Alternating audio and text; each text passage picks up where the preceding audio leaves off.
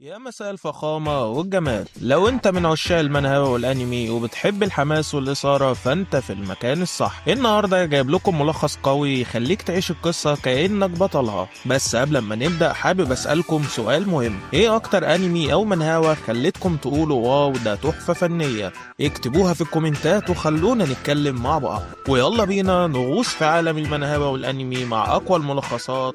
يلا نبدأ. بتبدأ حكايتنا في مدينة داخل طوكيو، وبنشوف إن المدينة هادية بس فجأة بيظهر وحش عملاق، وبنعرف إن الوحوش في العالم ده بتتسمى كايجو، وبيبدأ الكايجو يهاجم المدينة. وفي نفس الوقت بنشوف الحكومة وهي بتخلي المكان علشان يعرفوا يتعاملوا مع الكايجو. وأول لما المدينة بيبقى مفيش فيها حد بتبدأ القوات تهاجم بالصواريخ بس ما بتأثرش على الكايجو. وبنشوف الناس وهي بتتابع اللي بيحصل على التلفزيون، ومن كتر ما هم متعودين على كده بيراهنوا بعض على إن قوات الدفاع هتهزم الكايجو في وقت قد إيه. بنرجع للكايجو بنشوف إن وصل قدامه الفرقة التالتة اللي بتحاصر الكايجو، وفعلا بيعرفوا يضربوه وسط المعمعة دي كلها. بنتفاجئ بهجوم قوي على الكايجو اللي بيخليه ينفجر ويتحول لأشلاء. بعدها بنروح لبطل قصتنا كافكا اللي بيراقب المكان من بعيد، وبنعرف إنه من فرقة التنظيف، وبيتحرك هو والفريق علشان يروحوا يبدأوا شغل. يبان على كافكا إن هو كان عاوز يبقى من قوات الهجوم، وبيكمل كافكا هو وفريق التنظيف علشان يبدأوا شغل، وبيقطعوا جثة الكايجو لحتت صغيرة علشان يعرفوا ينقلوه. وبيطلب كافكا منشار كهربائي، وفي نفس الوقت بيكون واحد من العمال بيرفع جزء من الوحش بس بينفجر، ودم الكايجو بيجي على عامل وبيحرقه. بيجري كافكا عليه علشان يعمل له إسعافات قبل ما يروح المستشفى. وبيقول كافكا إنك تنظف ورا الفرقة التالتة ده شيء صعب علشان بيحولوا المكان لفوضى، وإزاي الإدارة عاوزانا ننظف كل ده في أسبوع واحد بس. بيقاطعوا المدير وبيقول له يعمل حسابه إنه هيروح يشتغل في معدة الكايجو. وبيبقى مصدوم كافكا علشان ده أصعب مكان، وأغلب العمال مش بيحبوا ينظفوا الجزء ده من الكايجو، بس بياخدوا المدير وبيروحوا عند معدة الوحش. وبنشوف إن كافكا قرفان جدا، وبعد الشغل بيروح كافكا لبيته وهو قرفان، وبيشوف على التلفزيون تقرير عن القائدة مينا ايشور اللي موتت كتير من الكايجو، علشان كده بقت قائدة الفرقة التالتة وهي عندها 27 سنة. بيفتكر كافكا إن هي كانت معاه وهو صغير، وبيقفل التلفزيون وبيبقى متضايق جدا من نفسه، بس بيحاول يقنع نفسه إن هو أحسن من غيره. وبعدها بيروح نايم. تاني يوم بيروح على شغله بيلاقي إن كل العمال موجودين، وبيقول له صاحبه إن في مدرب جديد اسمه رينو حلمه يكون من قوات الدفاع. وبيبص على رينو ويقول له إن كافكا كان نفسه يبقى من قوات الدفاع برضه، بس بقى زي ما انت شايف. وبيروح رينو وبيسأل كافكا انت ليه اتخليت عن حلمك. بيبان على كافكا الزعل بس بيحاول يخفي ده، وبيقول انا حاولت اكتر من مرة بس عرفت ان قوتي مش كفاية علشان انضم لقوات الدفاع، وانت لما تكبر هتفهم كلامي. بيرد رينو وانا مش عايز افهم كلامك وافضل الموت عن ان اتخلى عن حلمي وابقى زيك، وبيسيبهم ويمشي. شوف كافكا وهو هيطق من الغضب وبيقول بكرة تفهم كلامي وتعرف ان الدنيا مش زي ما انت شايفها. وبنروح لموقع العمل بتاعهم، وبنشوف المدير وهو بيعرفهم كل واحد هيشتغل فين، وبيقول لرينو انت هتيجي معايا ننظف معدة الوحش. وفي الوقت ده بيفرح كافكا علشان رينو هيروح للمكان ده، بس بيكمل المدير وبيقول لكافكا انت كمان هتيجي معانا. بيغضب كافكا وبيعترض انه هيشتغل في نفس المكان يومين ورا بعض، بس في الاخر بيروح. بنشوف بعد شوية ان رينو قاعد جنب كافكا في وقت الراحة ومش عارف ياكل من الريحة اللي في هدومه من شغل النهاردة، وكافكا بيبقى شمتان فيه، بس بعد شوية بيديله علبة عصير، وكمان بيديله سدادة علشان ما يشمش ريحة حاجة، وبيحاول يحطله السدادة غصب عنه. وبعدها بيكملوا شغل، ولما بيخلصوا كل شغلهم بيمشي رينو، بس كافكا بيرجع شوية حاجات قبل ما يمشي. رينو بينادى عليه وبيقول له أنا آسف على معاملتي معاك. وكمان قوات الدفاع علوا عمر المتقدمين لسن 33 سنة، خايف انك كنت متضايق علشان معرفتش تحقق حلمك. بيرد كافكا وبيقول له انت طلعت كويس مش زي ما انا كنت متوقع. بيرد عليه رينو وبيقول له انت تقصد ايه. وفجأة بيهجم على رينو كايجو، وقبل ما بياكلوا بيلحقوا كافكا وبينقذوا. وبعدها بيحاول رينو يساعد كافكا بس بيقول له اهرب وبلغ قوات الدفاع. بيعترض رينو بس كافكا بيقول له انت وجودك مش هيفرق، اعمل اللي بقولك عليه، انت لو مت هنا مش هتعرف تحقق حلمك. وفعلا بيجري رينو من المكان، وبيبدأ كافكا يمسك ماسورة ويشاور للكايجو علشان يخليه يجري وراه. وبيبقى كافكا مش عارف يعمل ايه لغاية اما يشوف مدخل قدامه، وبيقول اكيد الكايجو مش هيعرف يعدي منه. وبالفعل بيعدي كافكا من المدخل وبينط من الشباك اللي في وش المدخل، وبيفتكر نفسه وهو صغير لما كان مع مينا وبيتفقوا انهم لما يكبروا هيكونوا من قوات جيش الدفاع. وبعدها بنلاقي ان لسه الكايجو بيجري ورا كافكا، وبيقول كافكا انا المفروض كنت ابقى من قوات الدفاع، بس ايه اللي وصلني لكده؟ وبيقرر انه يلف ويهجم على الكايجو، بس الكايجو مش بيديله فرصة وبيهجم هو وبيوقعه على الأرض، وبعدها بيدوس عليه بإيده وبيكسر له رجله. لسه هيكون بيفتح بقه علشان ياكله، بس بيظهر رينو وبيضربه على دماغه، وبيقف قدام كافكا وبيكون مستغرب وبيقول له انت ايه اللي رجعك تاني؟ رد رينو انا عملت اللي انت قلت عليه وبلغت قوات الدفاع، ولو كنت سبتك وهربت ما كنتش هسامح نفسي. بيتصدم كافكا من كلام رينو وهو واقع على الأرض، وبيحس بالضعف وإنه من صغره مش عارف يعمل أي حاجة. في اللحظة دي بيبدأ الوحش يهاجم، بس بنشوف نمر بيهاجم عليه وفجأة بيموت الكايجو، وبيطلع اللي قتله القائدة مينا، وبتطلب من 2 من جنودها إنهم ينقلوا المصابين والباقيين يجوا معاها علشان لو في كايجو تاني يتعاملوا معاه. وبعدها بنروح لكافكا ورينو وهم في المستشفى، وبنشوف كافكا وهو بيفكر في مينا إنها عرفت تقتل الكايجو بسرعة وإنه ما كانش قد الوعد اللي وعده. بيقطع تفكيره رينو وبيقول له انا لولاك كان زماني ميت دلوقتي، وانت كنت شجاع جدا وفعلا لازم تنضم لفريق الدفاع، وفي الاول وفي الاخر ده قرارك. بيشكره كافكا وبيقول له انا كنت بخدع نفسي ان الاستسلام مش حاجه وحشه، بس انا هحاول احقق حلمي وانضم لفريق قوات الدفاع. في اللحظه دي بياخد كافكا باله ان في كايجو صغير ظهر قدامه، وقبل ما يحاول يعمل اي حاجه بيدخل جوه بقه، وبيبقى مش شايف حاجة علشان بينهم ستارة، بس بيلاحظ إن كافكا عمال يتحرك، وبيسحب الستارة وبيتفاجئ إن اللي قدامه كايجو مش كافكا، وبيحاول كافكا يعرفه إن هو كايجو.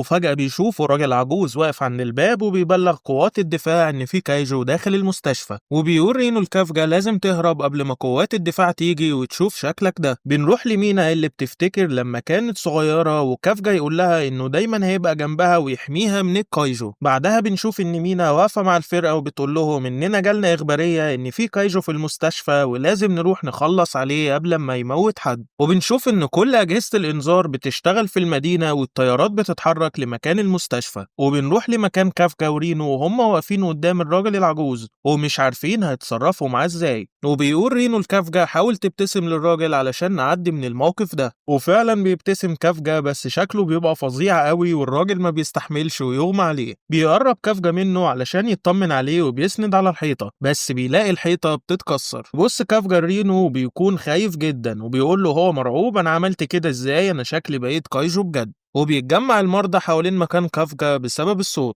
وبيقول له رينو احنا لازم نهرب حالا قبل ما يحصل مصيبة تانية. وبيوافق كافكا على كلامه وبيقول له تعالى نهرب من الشباك، واول لما بيحط ايده على الشباك بيكسر الشباك بالحيطة كلها. بيتصدم كافكا من اللي حصل وبيرد عليه رينو وبيقول له انت لسه هتستغرب، يلا بينا قبل ما قوات الدفاع كلها تبقى فوق دماغنا. وبينط رينو على المبنى اللي تحت الشباك، وبينط كافكا بعديه، بس بتكون النطة بعيدة قوي عن مكان رينو علشان اكيد النطة بتاعته مش هتبقى طبيعية. بعدها عند قوات الدفاع اللي بيكونوا في طريقهم لمكان المستشفى، بس بيجي لهم بلاغ ان الكايجو مش في المستشفى وهو في طريقه دلوقتي لمنطقة ما فيهاش بشر. بنرجع تاني لرينو اللي بيجري ومستغرب من الوضع اللي بقوا فيه، وبيبص وراه وبيقول له هو انت متأكد انك كافكا مش كايجو؟ بس بيلاقي كافكا شكله غريب لدرجة ان جسمه ملفوف في بعضه ورجله عاملة زي الاخطبوط وفاتح بقه وبيكون لسانه شكل الدودة وبيطول لدرجة انه بيمسك عصفورة وبياكلها. وبيقول كافكا لرينو الحق انا بقيت باكل العصافير وهي صاحية، وبيقول لرينو هو انا ناقصك. واخيرا بيرجع كافكا لشكل الكايجو الطبيعي، بس بيقول لرينو في مشكلة انا عايز ادخل الحمام دلوقتي. بيرد رينو امسك نفسك لغاية اما نشوف حل، وكمان هو الكايجو بيحتاجوا يعملوا حمام؟ بيرد كافكا وهو مش قادر يمسك نفسه ان الموضوع مش في ايده. وفجأة بنشوف مية بتخرج من صدر كافكا وبيتصدم من اللي بيحصل وبينام على الارض وبيقول له اقتلني يا رينو علشان حياتي باظت خلاص ومفيش ابدا اي واحدة هتبص لي. ولو انت مكمل معانا هنا لحد دلوقتي انزل يلا اعمل لايك واشترك في القناة، اهم حاجة انك تشترك في القناة. المهم بيرد عليه رينو بيقول له انت بتفكر في ايه، انت حاليا بقيت كايجو، وبيحاول يشده من على الارض علشان يقومه، بس كافكا بيقول له هو انا هعرف كده انضم لقوات الدفاع. بيرد رينو قوات الدفاع لو شافوك بشكلك ده هيقتلوك، وبياخد باله ان في مكان مقفول وفاضي وبيكمل كلامه وبيقول له استخبى هنا. بيقول كافكا رينو انا حاسس بحاجه جايه علينا. بيقول له رينو اوعى يكونوا قوات الدفاع. بيرد كافكا الحاجه اللي جايه علينا دي جايه من تحت الارض. وفجاه بيحصل انفجار في منطقه قريبه من مكان مكان كافجا وبيظهر فيها كايجو، وبنروح لمينا اللي بتقول لازم نقسم نفسنا لمجموعتين، واحدة تروح لمكان الكايجو اللي بندور عليه والتانية لمكان الكايجو اللي ظهر دلوقتي. وبنرجع تاني لكافجا اللي بيقول لرينو الكايجو اللي ظهر نفس نوع الكايجو اللي هاجمنا. بيستغرب رينو وبيقول له ازاي عرفت من غير ما تشوفه؟ على العموم ده احسن وقت تهرب فيه علشان عدد الجنود اللي هيبحثوا عنك هيبقى اقل دلوقتي، وما تخافش على الناس علشان المكان بالفعل مش فيه اي بشر بسبب صوت الانذار. بيقتنع كافجا بكلام رينو وبيجري علشان يستخبى. وبنروح للمكان اللي دمره الوحش وبنلاقي بنت صغيرة بتحاول تقوم أمها من تحت الحيطان، بس أمها بتقول لها اهربي قبل ما الكايجو يجي يقتلك. بس في نفس الوقت ده بنشوف الكايجو اللي بيكسر المكان وبيفتح بقه علشان يبلع البنت، بس بيظهر كافجا قدام الوحش وبيرزعه بوكس في وشه ويخليه يطير. وبيستغرب كافجا من قوته الجديدة وبيبص للبنت الصغيرة اللي بتكون خايفة، بس كافجا الغبي بيحاول يبتسم ليها وللأسف بيعمل كده. وبنشوف البنت عمالة تعيط وبيوصل رينو عندهم، وبيبدأ كافجا يطلع البنت اللي بيكون مغمى عليها. فجأة بيرجع الكايجو تاني وكافجا بيطلب من رينو يبعد من هنا وياخد البنت وامها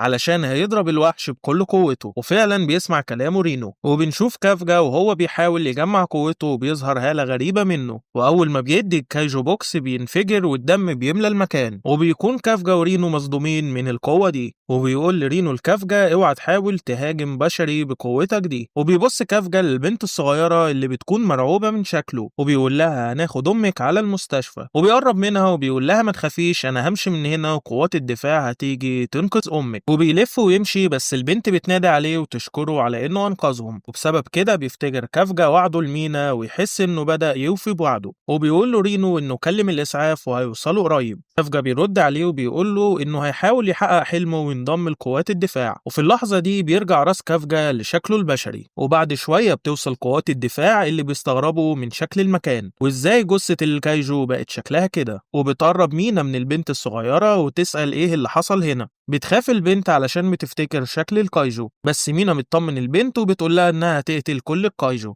بترد عليها البنت وتقول لها بس ما تقتليش الكايجو الطيب. وبتتصدم مينا من كلام البنت. وبيعدي 3 شهور وبنشوف صورة لكافجا وهو في التلفزيون وشكله متحول، وبيقول المذيع ان ده الكايجو اللي ظهر من 3 شهور ولسه لغايه دلوقتي قوات الدفاع بتدور عليه واسمه كايجو رقم 8. وبنلاقي ان اصحاب كافجا قاعدين وبيتفرجوا على التلفزيون ومستغربين ان لغايه دلوقتي قوات الدفاع لسه مش عارفين يمسكوا الكايجو ده. وبينادي المدير على رينو وبيبلغه ان في ظرف وصل ليه وظرف تاني لكافجا من وزاره الدفاع، وبيقول له خد ظرف كافجا كمان معاك علشان هو رايح موقع الشغل بدري. وبيفتح رينو الرسالة بتاعته وبيعرف انه نجح في اول مرحلة، وبعدها بيخرج وبيفتح ظرف كافجا وبيلاقي ان كافجا كمان نجح وبيبقى مبسوط وبيجري علشان يعرف كافجا. وبعدها بيوصل لمكان كافجا وبيجي من ظهره ويقول له انت نجحت في المرحلة الأولى. بيلف كافجا علشان يرد بس بنلاقي وش كافجا متحول لكايجو. بيقول له رينو انت بتعمل ايه وشك دلوقتي متحول لشكل كايجو؟ بيرد كافجا ويقول له انه لسه مش بيعرف يتحكم في تحوله قوي. بيرد على رينو وبيقول له انت صورتك بشكل كايجو بقت في كل مكان، لازم تخلي بالك علشان قوات الدفاع لو عرفت هتقتلك. بيظهر فلاش باك وبنشوف كافجا ورينو لما رجعوا للمستشفى قدروا يضحكوا على كل الموجودين وقالوا ليهم انهم قدروا يهربوا اول ما الكايجو ظهر. وبنرجع تاني لكافجا وهو ماسك الظرف بتاعه مش باين عليه اي فرحة بانه نجح في اول مرحلة، وبيقول له رينو انت مش فرحان. بيرد عليه كافجا انا بنجح دايما في اول مرحلة بس بفشل في المرحلة التانية. بيسأله رينو بيقول له انت متأكد انك هتروح المرحلة التانية معايا علشان القوات لو عرفوا انك كايجو هيقتلوه؟ بيرد كافجا بكل فخر وهو شكله بقى متحول انه استحالة حد يكتشف انه كايجو. بيرد رينو ويقول له طيب دار التحول بتاعك قبل ما تتكلم. بيرد كافجا وبيقول انا بقالي 3 شهور بتدرب علشان ادار التحول بتاعي، ورغم كده مفيش حل غير اني انهي التحول خالص، بس دي اخر فرصة ليا ومش هعرف اقدم تاني، علشان كده مفيش حاجة هتمنعني غير اني انجح المرة دي. بيقوم رينو بيقول له اعمل حسابك ان لو في اي حاجة حصلت في الاختبار انا معرفكش، وطول ما احنا في الاختبار احنا اعداء. بيوافق كافجا على كلامه وبيحاول يفتح ازازة مية بس مش بيعرف يفتحها، فبيتعصب عليها وفجأة بيتحول لكايجو وبيكسرها. بيبص عليه رينو وبيقول له انا برجع في كلامي ما تروحش الاختبار خالص. وبياخد بعضه وبيمشي علشان يغير لبسه ويلبس لبس الشغل. وبنشوف ان كافجا بيفكر وبيقول إنه كان هيبقى شكله وحش لو رينو نجح وهو لأ. وبيمر 10 أيام وبنشوف كافجا ورينو وهما بيوصلوا مكان المرحلة التانية في مقر قوات الدفاع. وأول لما رينو بينزل من العربية بيتصدم إن مبنى قوات الدفاع كبير جدا، وبيعرفوا كافجا إن المبنى ده مش لقوات الدفاع بس، ده كمان بتاع الجيش، علشان أول ما يحصل أي مشكلة في البلد الجيش وقوات الدفاع يتحركوا بأسرع وقت. رينو بيرد عليه وبيقول أنا أكيد مش محتاج أعرفك إنك ما ينفعش تتحول هنا. بيرد كافجا وبيقول له تعال نروح نسجل في الاختبار التاني. بعدها بنشوف بنت بتنادي على كافجا، ولما بيبص عليها بتقول له إنها هتركن في المكان اللي هم راكنين فيه، فياريت يروح بسرعة يحرك عربيته. بيبص كافجا حواليه وبيكون المكان كله فاضي، وبيقول لها اركني عربيتك في حتة تانية. بترد عليه البنت أنا رقم حظي هو 5 وانت راكن في المكان ده، وبيبقى رقم الجزء اللي هو راكن فيه 55. بيتعصب كافجا وبيرفض انه يحرك العربية، وبيقول لها انت اكيد مجنونة. تقول له البنت خلاص انا هشيل العربية بطريقتي. بتروح منزلة الجاكيت اللي لابساه، وبنشوف انها لابسة بدلة شكلها قريب من بدلات قوات جيش الدفاع، وبتشيل العربية بايد واحدة وبترميها بعيد. بيتصدم كافجا ورينو علشان دي عربية الشغل، وبتقول لهم البنت اسمي كورا ومقدمة في الاختبار وبحب اقتل الكايجو. بعدها بتقرب من كافجا وبتقول له انت ريحتك عاملة زي الكايجو.